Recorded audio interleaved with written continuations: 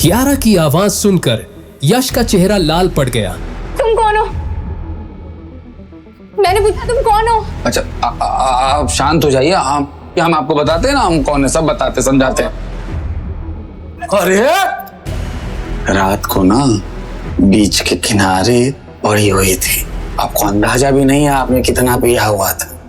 आंधी तूफान बारिश वो भी आपको हिला डुला उठा नहीं पाई, समझी? तो भगवान का धन्यवाद कहिए, महादेव उन्होंने हमको भेज दिया आपके पास। शुक्र मनाइए हम आपको उठा करके ही अपना घर ले आए, नहीं तो परमात्मा ही जाने आपके साथ क्या होता क्या नहीं होता, मतलब समझ रही है?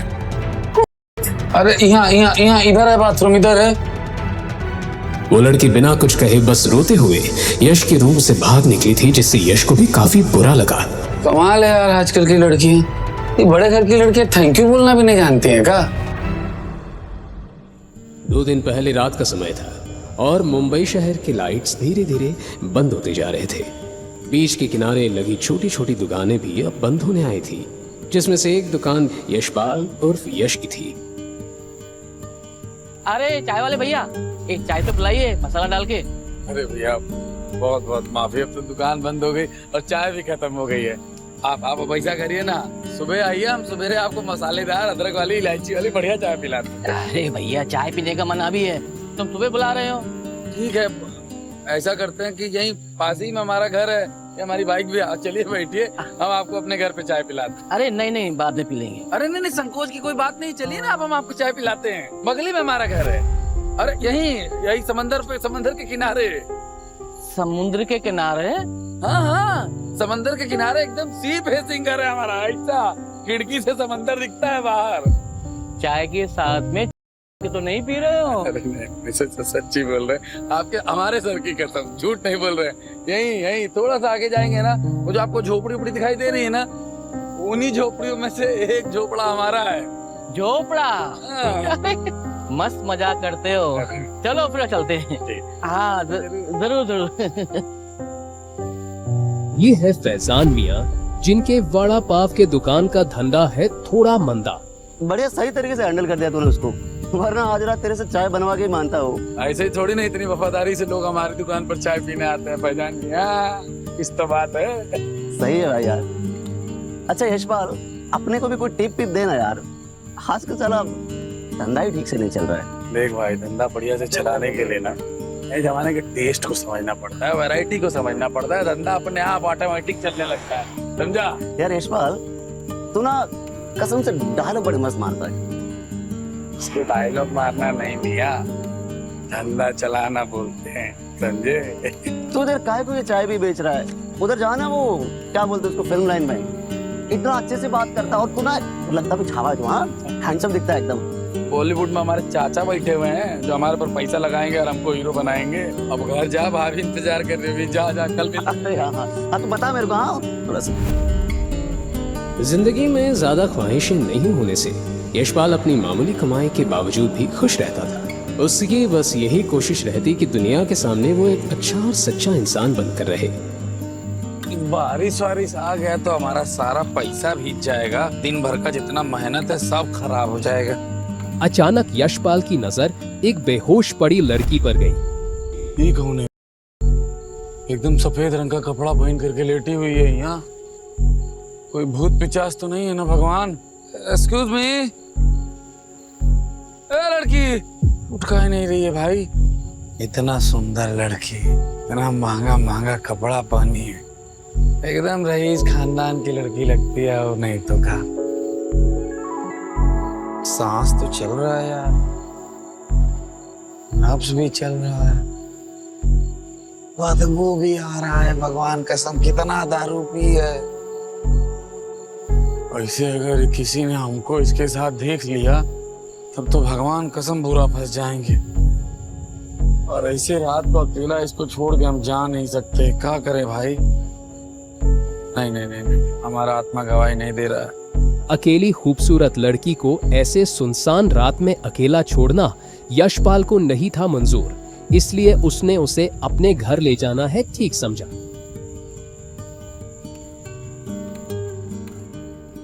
वैसे मैं बता दूं कि ये रात यशपाल की जिंदगी का टर्निंग पॉइंट है। कैसे? आइए देखते हैं।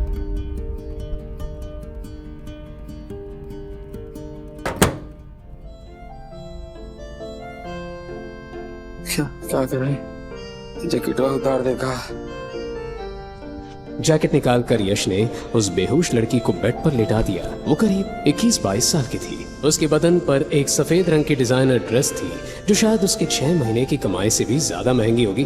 उस लड़की की लगाए हुए महंगे परफ्यूम से मानो पूरा कमरा अलग ही महक रहा था। इतनी बड़ी खानदानों की लड़कियों को आखिर क्या मजा आता है। दारू पी के कहीं भी पड़ जाते हैं, बेहोश होकर के अपना हुलिया बदल लेते हैं। उसे डर था कि अगर वो उस लड़की को घर नहीं लाता तो वो इस तरह अकेले किसी सुनसान जगह पर पड़े रहने से किसी दूसरे इंसान की बन सकती थी। अरे यार, हमारा भी कपड़ा गीला आ गया, हम भी बदल लेते हैं।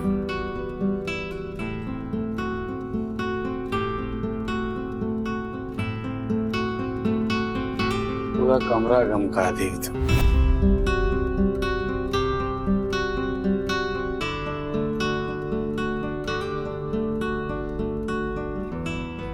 इसको घर कैसे वापस भेजेंगे? ना कोई फोन है, ना कोई आईडी है, और दारू इतना पी लिए कि अगले 10 घंटे तक नहीं उठेगी। इसका कपड़ा भी भीगा हुआ है, नहीं बदला तो बीमार हो जाएगी। प्रभु कौन धर्म संकट में डाल दिए।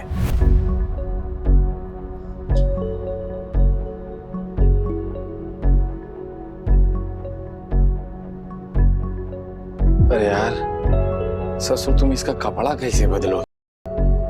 लेकिन बदलना तो पड़ेगा, नहीं बदला तो सवेरे तक तो जान निकल जाएगी इसकी। अस्पताल लेके जाना पड़ेगा। इज्जत भी तो तभी रहेगी जब जीवन रहेगा। यश को डर था कि कोई उसे उस लड़की के कपड़े बदलते हुए ना देख ले, क्योंकि अगर किसी ने देख लिया तो यश इतना बदनाम होता कि उसे अपनी चाय की टपरी बंद करके गांव भी जाना पड़ सकता था।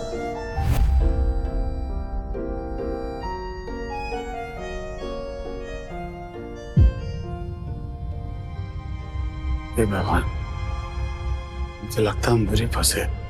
यश को उस कार्ड में ऐसा क्या दिखा जिससे वो बुरी तरह डर गया था।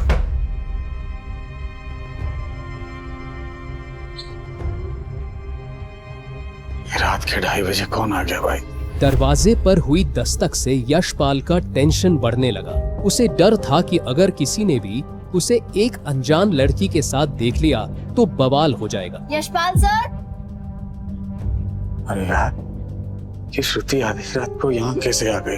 अगर इसको गलती से भी पता चलेगा कि हमारे साथ यहाँ पर इस कमरे में एक लड़की है तो ये भगवान, हमारी इज्जत के तो धज्जियां उड़ जाएंगी। सो गए क्या सर? बाहर खड़ी लड़की उसकी पड़ोसी थी और एक अच्छी दोस्त भी थी। हाँ, हो गया। कपड़ा बदल रहे थे अंदर, ठीक हो ना तुम? 2:30 बज रहा है। अरे नहीं सर, सब ठीक है। मैं तो बस देख रही थी कि आप वापस आए कि नहीं। वो आज मौसम बड़ा खराब है ना, इसीलिए। हाँ, तो तुम्हारा पढ़ाई लिखाई ठीक चल रहा है ना? वो तुम्हारा फीस देने लेने का कुछ झंझट चल रहा है, तो सब हो गया कि नहीं हो गया? नहीं, फीस की तो ऐसी कोई बात नहीं हुई। हाँ, चलो कोई बात नहीं। अरे हाँ, क्यूटी प्यूटी, जाओ सब ठीक ठाक है। Good night. हाँ, आप भी ना सर, ये इंटरनेट से नए नए शब्द सीख के कुछ भी बोलते हो। Good night. Good night.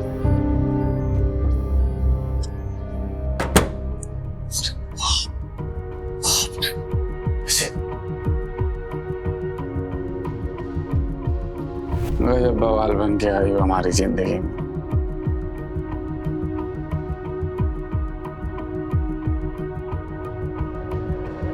ये ऐसा महंगा डिजाइनर कपड़ा, इसको खोले कहाँ से, बांधे कहाँ से?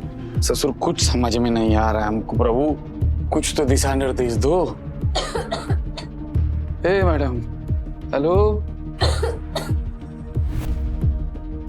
यश अब उसके कपड़े चेंज करने में और भी ज्यादा डर रहा था, लेकिन दूसरी ओर वो सर्दी के मारे खांसने भी लगी थी। यश ने फिर अपने रूम में रोशनी कम कर और अपनी आंखें बंद कर जैसे तैसे उस लड़की के कपड़ों को चेंज कर ही दिया।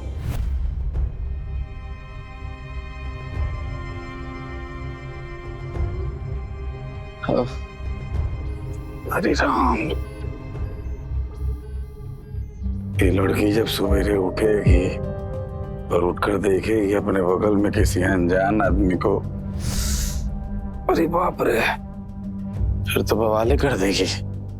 का रिएक्शन देगी तभी।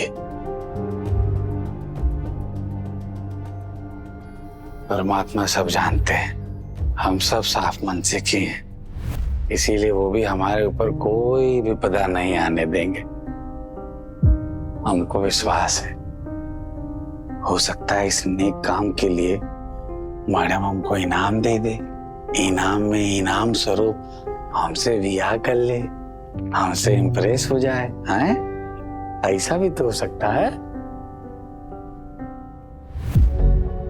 एक नजर देखकर ही यश को पता चल गया था कि वो कार्ड कोई मामूली कार्ड नहीं है। उसने इंटरनेट पर पढ़ा था कि इस तरह के कार्ड सिर्फ उन्हीं लोगों को मिलते हैं जो अपने बैंक में 100 करोड़ से ज्यादा बैलेंस मेंटेन कर पाते हैं। कियारा अग्रवाल। उस कार्ड पर नाम पढ़ते ही यशपाल को एहसास हुआ कि वो लड़की कौन थी। मुंबई की टॉप कंपनीज में से एक था अग्रवाल ग्रुप, और ये लड़की उसी ग्रुप की फैमिली से आती थी। हे भगवान, क्या होगा हमरा? इस मैडम के सामने तो हम कीड़ा मकोड़ा भी नहीं है भाई, और सपना देख रहे हैं विवाह करने का। यशपाल बार बार करवट बदल रहा था, लेकिन उसे नींद नहीं आ रही थी। वो इस बात से अनजान था कि वो कहीं ना कहीं कियारा की ओर आकर्षित होने लगा है।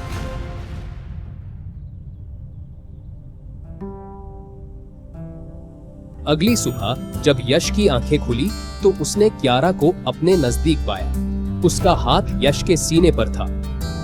यश ने कांपती हाथों से उसका हाथ हटाया। दरअसल आज तक कोई भी लड़की यश के इतने करीब नहीं आई थी।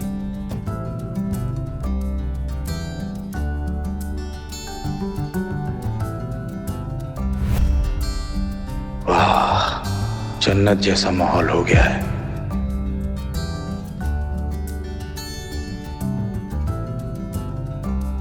अरे बाप रे, 10 बज गया, आज का सारा बिजनेस चौपट। कियारा की आवाज सुनकर यश का चेहरा लाल पड़ गया। वो जैसे ही मुड़ा, कियारा के चेहरे का हाव भाव देखकर वो समझ गया कि कियारा उसे गलत समझ रही है। जैसा आप सोच रही हैं ना, वैसा कुछ है नहीं, समझिए आप। तुम कौन हो? मैंने पूछा तुम कौन हो? अच्छा, आप शांत हो जाइए। हम आपको बताते हैं ना हम कौन है, सब बताते समझाते हैं। अरे शांत हो जाइए मैडम, शांत हो जाइए। आपको पता भी है रात को कितनी पी थी आप? रात को ना बीच के किनारे पड़ी हुई थी। आपको अंदाजा भी नहीं है आपने कितना पिया हुआ था। आंधी तूफान बारिश, वो भी आपको हिला डुला उठा नहीं पाई, समझी? तो भगवान का धन्यवाद कहिए। हाँ दे, उन्होंने हमको भेज दिया आपके पास। शुक्र मनाइए हम आपको उठा करके ही अपना घर ले आए, नहीं तो परमात्मा ही जाने आपके साथ क्या होता क्या नहीं होता। मतलब समझ रही है? बीच? हाँ, अरे यहाँ इधर है बाथरूम, इधर है। वहाँ कहाँ जा रही? इधर बाथरूम जाना है का? अपना हील तो लेके जाइए। वो लड़की बिना कुछ कहे बस रोते हुए यश के रूम से भाग निकली थी, जिससे यश को भी काफी बुरा लगा। कमाल है यार, आजकल की लड़की, ये बड़े घर की लड़की थैंक यू बोलना भी नहीं जानती है का?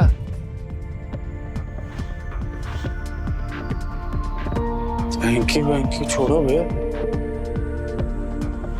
कहीं अग्रवाल साहब की बेटी हमारे ऊपर केस न कर दे।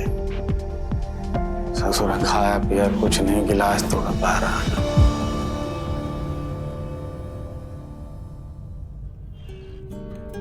अब शाम होने को आई थी और यशपाल की दुकान पर भी भीड़ होने लगी थी। यश के हाथ फिलहाल लोगों को चाय के कप देने में लगे थे, लेकिन उसका दिमाग अभी तक पिछली रात और आज सुबह के हादसे को भुला नहीं पा रहा था। अरे नहीं यशपाल सर, देखिए ना 500 का नोट है, छुट्टा भी नहीं और ये ऑनलाइन भी काम नहीं कर रहा है। यश ने कुछ भी जवाब नहीं दिया। यश का सिर्फ हाथ चाय के पतीले में घूमता जा रहा था, लेकिन दिमाग कहीं और था। यशपाल सर, यशपाल सर, हाँ कहाँ ध्यान है आपका? यही है ना, बताओ क्या बात है? यही ध्यान है मेरा। 10 रुपए की चिप्स ली और 500 का नोट दिया है, छुट्टे नहीं है, अब क्या करूं? अरे दे दो ना छुट्टे, काय परेशान हो रही हो? दे दो छुट्टे इनको। हाँ नहीं तो थैंक यू।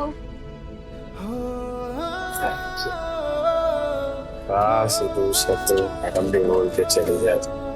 यशपाल सर, आपको क्या हुआ है आजकल? बड़े खोए खोए से लगते हो। नहीं सब ठीक है। कहाँ कुछ खोया पाया कहाँ, यही है हम। और हम तुमसे कुछ कह रहे थे, अगले महीने तुम्हारा एग्जाम आने वाला है ना। अरे तो तुम पढ़ाई लिखाई पर ध्यान दो ना, तुमको यहाँ आने की क्या जरूरत है। ऐसा है तुम जाओ और कल से मत आना। जब तक एग्जाम होता है तब तक नहीं आओगी। अरे नहीं सर, मैं मैनेज कर लूंगी, नो प्रॉब्लम। अरे हम कह दी ना तुमको, जाओ अपना फ्यूचर पर ध्यान दो, पढ़ाई लिखाई करो, हम यहाँ सब संभाल लेंगे। यशपाल को एहसास होने लगा कि श्रुति के एग्जाम्स सर पर थे और उसे अब अपने करियर और फ्यूचर पर ध्यान लगाना चाहिए था। इसी वक्त और भी कस्टमर्स आ गए और वो दोनों अपने अपने काम में बिजी हो गए। कुछ 5-6 हट्टे कट्टे आदमी एक साथ उस चौपाटी के अंदर आ गए। ये सभी इस एरिया के गुंडे थे और फिलहाल चौपाटी की दुकान वालों से हफ्ता वसूल कर रहे थे। क्या रे भाईजान, हफ्ता देना भूल गया तू? हाँ, मार खाना मांगता है तेरे को? तो फिर से आ गए तमाशा करने। नहीं हैं? संग्राम बाबू, मैं झूठ काहे को बोलेगा, पर अपनी जेब अभी भी खाली है। मैं देता है ना आपको, अगले टाइम पूरा पैसा देता है नक्की। क्या रे हैं? साला पप्पू समझा है क्या तू मेरे को? मेरे को मेरा पैसा अभी मांगता है, अभी के अभी। नहीं तो तेरी ये लारी है ना, अब उसको तोड़ डालेगा, समझा क्या? नहीं, मैं करता है कुछ। ए, तोड़ तोड़। संग्राम भाई, ऐसा मत करो। पैसा सबसे बोल रहा है तू करेगा तब करेगा। मत करो संग्राम भाई। ससुर बहुत चर्बी चढ़ा है ना। संग्राम भाई,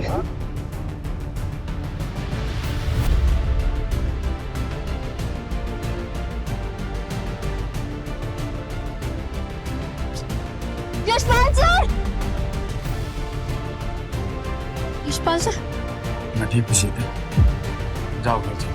नहीं सर, मैं आपको ऐसी हालत में छोड़ के नहीं जा सकती। हमने कहा नाम ठीक है, जाओ घर, हम संभाल लेंगे यहाँ सब।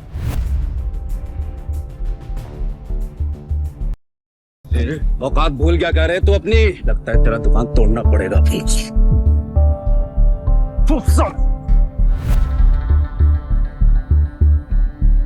देख, प्यार से समझा रहा हूँ तुझको, यहाँ से शांति से चला जा। तू यहाँ हफ्ता बटोरने आया है ना, हफ्ता बटोर और जा। कानून अपने हाथ में ले रहा है संग्राम। तेरी चाय का पतीला मारू, बहुत नियम कायदे बना रहे है तू। तो सुन मेरी बात और अपने भेजे में डाल ले इस बात को।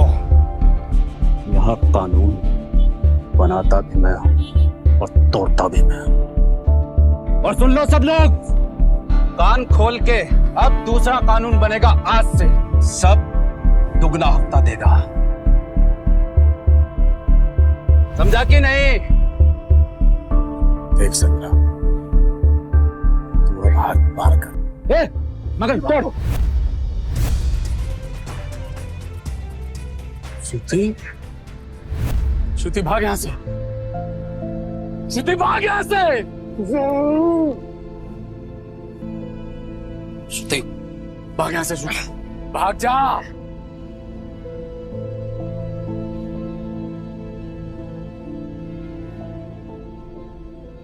संग्राम, मैं कह रहा हूं छोड़ दे उसको, वरना चौपाटी से सिंगल पीस में नहीं जाएगा तू, समझा? छोड़ दो, छोड़ दिया।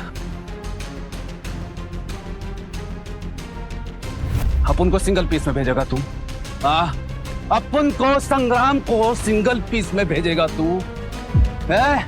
संग्राम, संग्राम, मैं हाथ जोड़ रहा, तेरे सब मत कर, छोड़ दे उसको। मैं हाथ जोड़ रहा, सॉरी बोल रहा, मैं सबसे सॉरी बोल रहा हूँ, सबसे सॉरी बोल रहा, प्लीज छोड़ दो।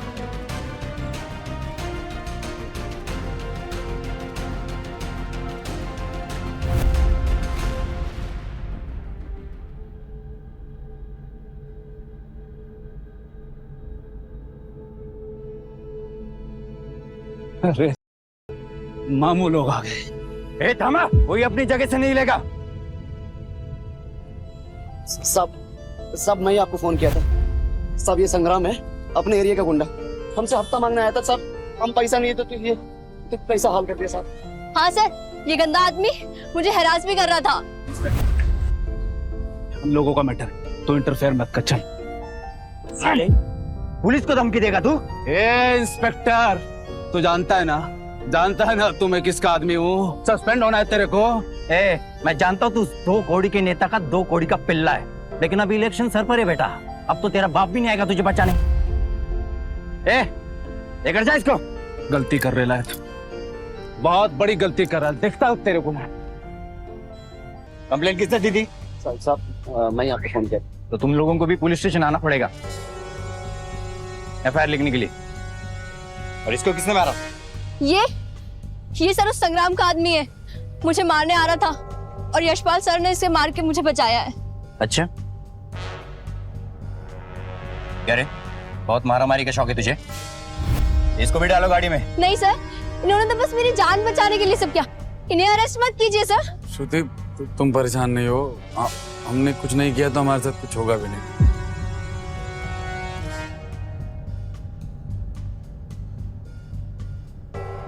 और इसके लिए भी एम्बुलेंस लेकर आओ।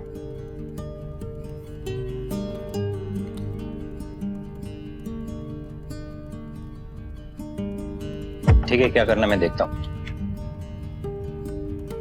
गुड इवनिंग इंस्पेक्टर, मैं मिस्टर संग्राम का लॉयर हूँ और उनकी बेल करवाने आया हूँ। तो सीधा सीधा बोलो ना कि तुम मिनिस्टर के यहाँ से हो। अब जैसा आप सोचो। खैर, ये रहे सारे डॉक्यूमेंट्स, आप एक बार चेक कर लीजिए और मेरे क्लाइंट्स को रिहा कर दीजिए। क्या ही बोलूं मैं, सिस्टम ही खराब है साला।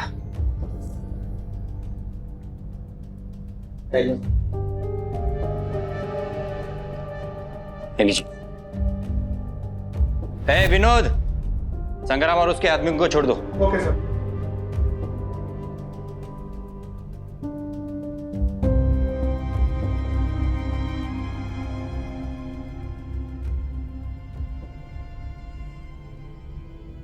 इंस्पेक्टर साहब, ये सब क्या है? मैडम, ये सिस्टम है, क्या कर सकते हैं। खैर, काफी समय हो गया है, आप लोग भी घर चली जाइए। इंस्पेक्टर साहब, लेकिन आप यशपाल सर को तो छोड़ दीजिए, वो तो बस मेरी मदद कर रहे थे। देखिए मैडम, जिस गुंडे को इसने मारा था ना, वो अभी भी हॉस्पिटल में पड़ा हुआ है। अगर इसके खिलाफ कोई कंप्लेंट नहीं हुई तो हम इसे रिहा भी कर देंगे, समझ लो। तुम्हें टेंशन ना घेऊ, घरी जा। तुमको इन सब चीजों में पढ़ने का जरूरत नहीं है श्रुति, जाओ जाकर के पढ़ाई लिखाई पे ध्यान। और ये लो चाबी, गले का चाबी है, पैसे का जरूरत पड़ेगा तो ले लेना। और जाओ अब यहाँ से। यशपाल तू टेंशन मत ले। हाँ, मैं कुछ करता है जुगाड़ तेरे को छुड़वाने। अब तो जो करना है फैजान भाई वो भगवान ही जी करेंगे।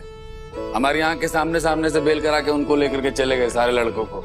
अभी देखना कुछ ही देर में इंस्पेक्टर साहब के टेबल के ऊपर 6-7 को मिठाई का डब्बा आएगा, मजा आएगा। और हमारा क्या है हमको तो जेल में बासी रोटी खाने का भी आदत लगे ही जाएगा। अरे यशपाल, तू कोई को फालतू बात कर रहा है। मैं बोला ना मैं कुछ करता है तेरे लिए। चलो भैया, हो गई मुलाकात।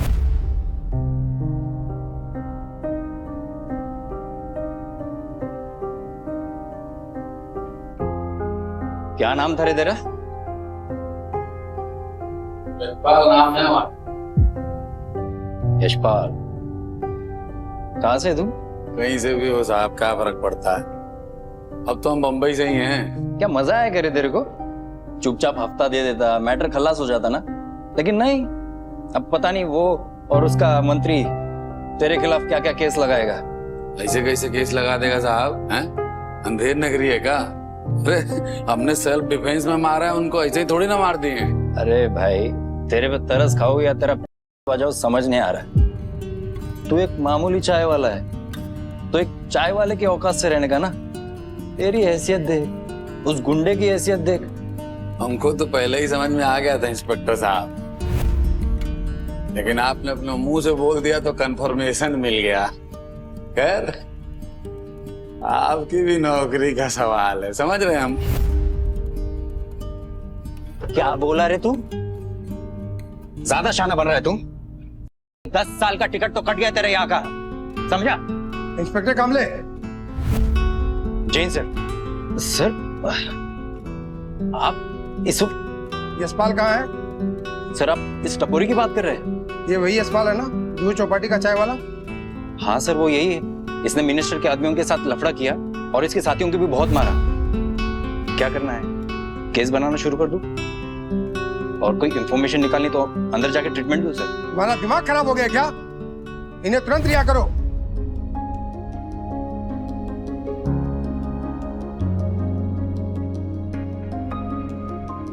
मैंने कहा ना, राइट नाउ कामले, ऊपर से ऑर्डर है। इंस्पेक्टर कामले शॉक हो गया। खुद पुलिस कमिश्नर यश को बचाने क्यों आया था? कहीं ये मिनिस्टर या संग्राम की कोई चाल तो नहीं थी? क्या यश वाकई कोई मामूली सा चाय वाला था या फिर उसकी कोई आइडेंटिटी भी थी? आगे की कहानी जानने के लिए देखिए अगला एपिसोड सिर्फ पॉकेट एफएम के यूट्यूब चैनल पर, और चाय वाला बना बिलियनर के सारे एपिसोड्स को सुनने के लिए डिस्क्रिप्शन में दी लिंक से डाउनलोड करें पॉकेट एफएम ऐप।